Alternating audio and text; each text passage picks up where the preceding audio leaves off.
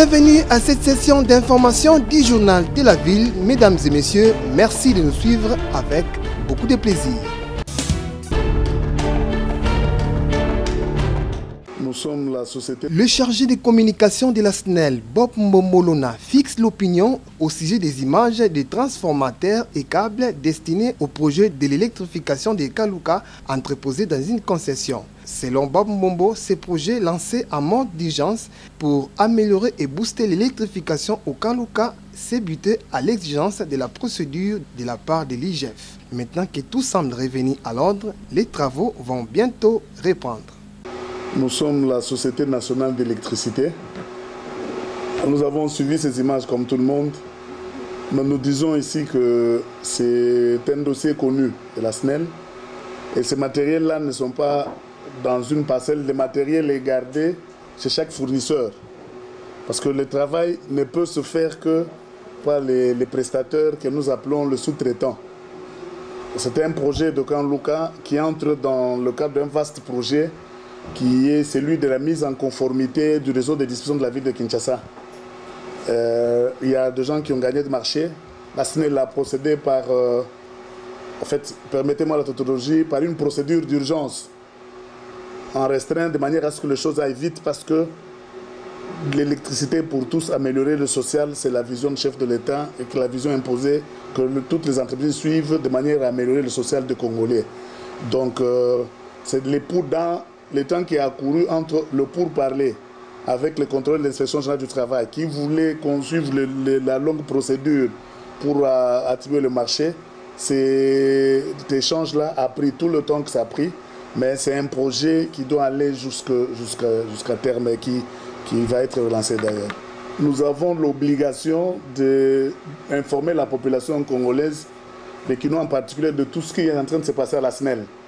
Quand quelqu'un a besoin d'une information, la SNEL, la direction générale, c'est au croisement de Batete là, et la justice. La direction générale est là, nous sommes là pour donner des informations aux Congolais. C'est pourquoi nous disons aujourd'hui au peuple congolais que la Société nationale d'électricité, c'est une entreprise de l'État qui ne peut pas commencer un projet pour l'arrêter à mi-chemin, non. Un projet commencé est un projet terminé. D'ailleurs, l'actuelle direction générale a pris l'option de réveiller tout ce qui dormait et d'amener ces projets jusqu'à terme pour qu'on donne de l'électricité selon la demande de la population congolaise. On est maintenant en possession de toutes les autorisations. Je vous dis que tout projet commencé est un projet terminé au sein de SNEL.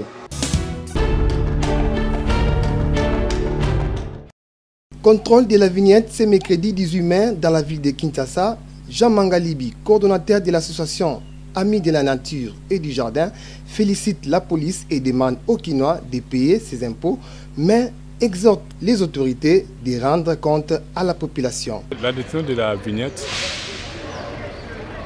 moi, en général, je salue.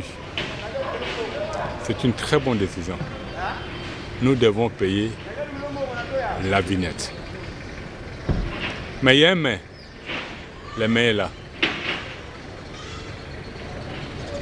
La majorité de nos routes,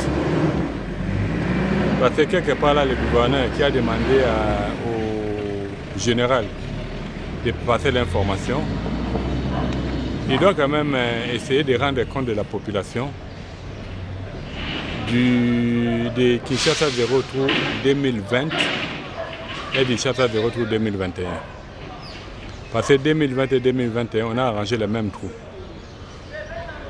Ça veut dire qu'il y a un problème. Nous voulons bien payer la vignette. L'exemple simple, c'est là où nous sommes, cette route. Pourquoi on a arrêté les travaux? Vous croyez pourquoi? Parce que la manière dont ils sont en train de construire, on n'a rien respecté comme norme. Allez sur l'avenue Oya, on vient d'arranger même pas 6 mois. Allez voir l'état de la route maintenant, de la chaussée. Mais non, nous voulons bien payer la vignette, mais on n'est pas d'accord que la même route est arrangée chaque année, on n'est pas d'accord. Donc face à cela, avant de redescendre pour commencer à arrêter les gens, que les mots que le président a utilisés au début de son mandat, état de droit, que nous le vivons réellement. Jean Mangalibi demande au président de l'Assemblée provinciale de Kinshasa d'interpeller les gouverneurs. C'est là que nous allons interpeller l'Assemblée provinciale de Kinshasa Pasteur Godin Poi, avec tous mes respects, nous devons payer la vignette. Mais vous devez interpeller le gouverneur. Je prends juste une avenue, l'avenue où le gouverneur passe à chaque jour quand il vient au travail. C'est l'avenue Ngouma. On a arrangé en 2020, on nous a montré des camions où on va commencer à arranger les routes à moindre coût. Les camions là sont portés disparus. Ça on ne dit pas. Ils ont arrangé l'avenue Ngouma en 2020. Les mêmes trous, ils l'ont réarrangé encore en 2021. Dans Kinshasa, 0 trou. Ils ont eu à laisser des trous sciemment devant Kanloano. Aujourd'hui, tel que je vous passe mon général, descendez avec le président de l'Assemblée provinciale, des mots fleuris à 70 mètres en allant vers Kitambo. Vous allez voir qu'ils ont encore fait sciemment. Ils ont encore arrangé un trou. Ils ont laissé à 0 mètre à notre côté.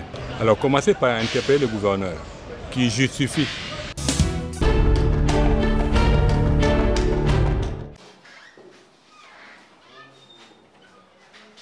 Une délégation des femmes de la société civile qui travaille pour la promotion des droits de la femme, conduite par Rose Muchanga, était voir l'honorable député national Deli Sesanga, membre du G13, co-auteur de la proposition de la loi complétant et modifiant l'actuelle loi électorale en vigueur en République démocratique du Congo ce mercredi 18 mai 2022. À en croire la chef de la délégation Rose Muchanga, les femmes de la société civile qui travaillent pour les droits de la femme sont venues écouter l'honorable Deli Sesanga. Pourquoi le groupe G13 avait-il quitté la plénière lors du débat sur l'adoption des options proposées pour la réforme de la loi électorale et qu'est-ce qui bloque réellement?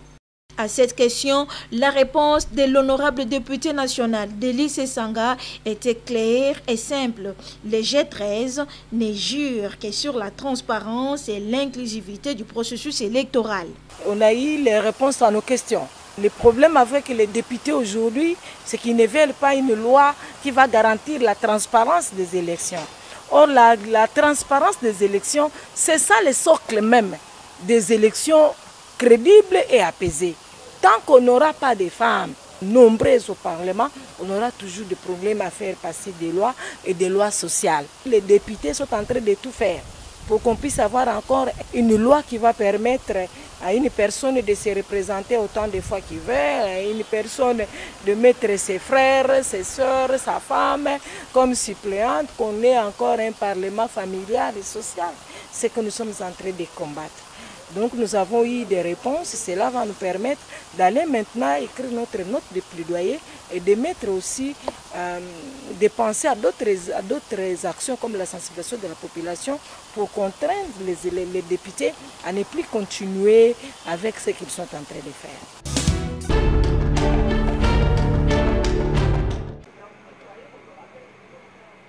Un engouement sans précédent des jeunes se signale derrière l'infatigable Maître Bienvenu Moké, secrétaire politique de l'alternance 2018, pour rejoindre la course aux élections de 2023 aux côtés de ces regroupements politiques qui rassemblent les alliés de l'Union pour la nation congolaise, UNC.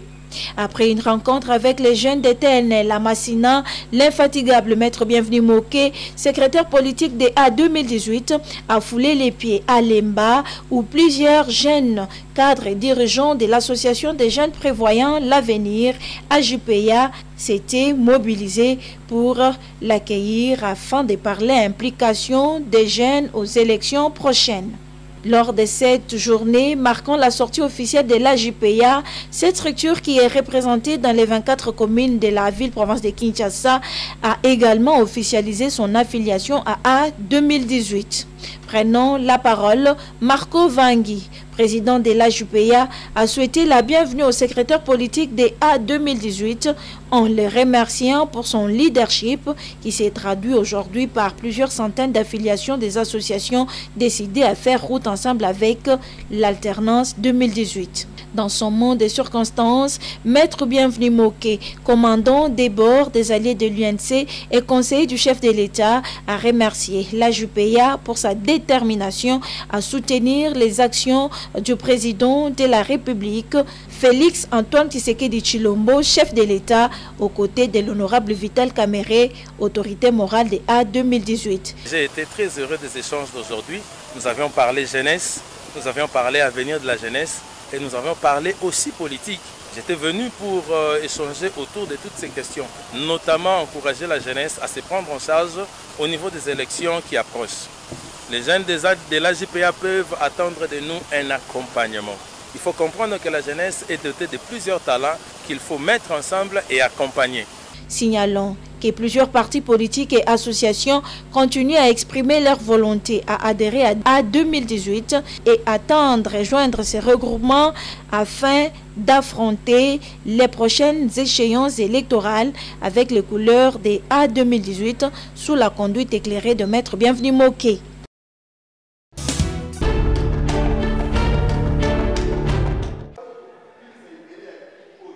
Débuté le lundi 16 mai, la formation des jeunes violents appelés Kuluna, Demassina, Djili et Kimanseke sur l'éducation à la paix s'est clôturée ce mercredi 18 mai 2022 dans la salle du lycée Sainte-Germaine d'Ndjili. Organisée par la Ligue de femmes pour le développement et l'éducation à la démocratie, l'IFDED, cette formation a permis aux participants jeunes violents de comprendre c'est quoi les conflits, comment naissent-ils et comment faire pour l'éviter afin de construire la paix dans leurs milieux respectifs. Un véritable moment de réflexion en groupe par les jeunes Kuluna qui, très touchés par les enseignements reçus, promet de faire la restitution à la base et d'être des exemplaires. Tout sepeli pour un changement na biso, to lingi kimia pe la paix, to kenda ko panza sango po bande ko nyonso. Bayoka biso pe bakoma lokola biso na ba jeune belé ezaka Kuluna menace boy eza pona nini eza cause que ba mamba boy ezate c'est vraiment na bango na likanisi o tokolemba te ko pia témoignage na bango partout place tozala na quartier na biso ngambo na ngambo esala nini yoka na quartier na conférence o tokoti mingi chanze biso toke na mayele o biso tozwi na formation mais ba o batikali tokote ya bango na ozali exemplaire par rapport na ndenge nazalaki liboso na quartier na ne bayebenga na ba caractère ya mabe na ba arts mo ya mabe na minutes oyo pena changement ozala makasi ba ressentir que place tozalaki tozwi pena formation ya bomoto. Un pari gagné par la LIFDED qui s'est dit très contente de voir les jeunes violents accepter de suivre la voie de la paix, une lutte qui va se poursuivre, nous dit Denise Kassela Lokate, chargée des programmes de la LIFDED. Nous sommes d'abord très contents de cette activité puisque les enfants, nous les appelons violents, mais ils ont manifesté en tout cas la volonté, l'amour de changer. Ils ont fait la paix du début à la fin. Nous leur avons dit c'est vrai, le conflit peut être nécessaire ou est surtout naturel, mais il faut chercher à l'éviter. Puisque lorsque vous évitez le conflit, c'est là aussi que vous réduisez la violence.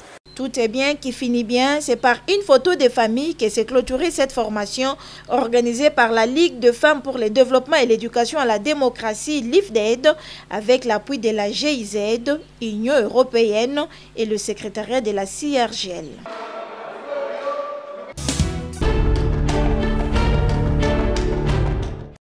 Journée mondiale de lutte contre l'hypertension artérielle, la radio-télévision nationale congolaise, en collaboration avec le programme national de lutte contre les maladies cardiovasculaires PENMESEV et le club scientifique Rouvière de l'Université Congo, ont organisé ce mardi 17 mai 2022 une journée de sensibilisation à l'hypertension artérielle. Cadre choisi, studio Mama Angebi.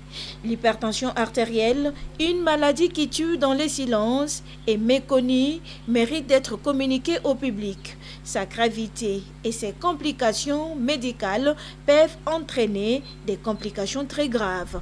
Une occasion pour le docteur Emmanuel Limbolé, cardiologue et directeur du programme national de lutte contre les maladies cardiovasculaires du ministère de la Santé, de revenir sur l'importance de l'organisation de cette journée. Ce qui nous a motivés à organiser cette activité, c'est le fait justement de constater que l'hypertension prend de plus en plus de l'ampleur dans notre pays, mais que la population semble ne pas prendre conscience de cette situation. Pas seulement la population, et même les dirigeants. L'hypertension est devenue un problème réel de santé publique qui conduit à des maladies graves comme l'AVC, comme l'infarctus du myocarde, la crise cardiaque, comme l'insuffisance rénale. Et toutes ces maladies sont des maladies dont la prise en charge coûte cher. Et donc, il est important que nous accordions une importance à la prévention. Mais comment éviter l'hypertension artérielle? Vous pouvez éviter l'hypertension si vous êtes informé sur les mesures qui concernent la prévention contre l'hypertension. Ça s'appelle prévention primaire, je l'ai dit. Et donc, vous faites l'activité physique régulière, vous consommez moins gras, moins salé, moins sucré, vous ne prenez pas la cigarette, vous évitez un excès d'alcool, toutes ces mesures, vous évitez de vous exposer de manière chronique au stress. Voilà, toutes ces mesures peuvent vous éviter de développer l'hypertension. Le dépistage est très nécessaire pour mieux vaut prévenir que guérir du temps.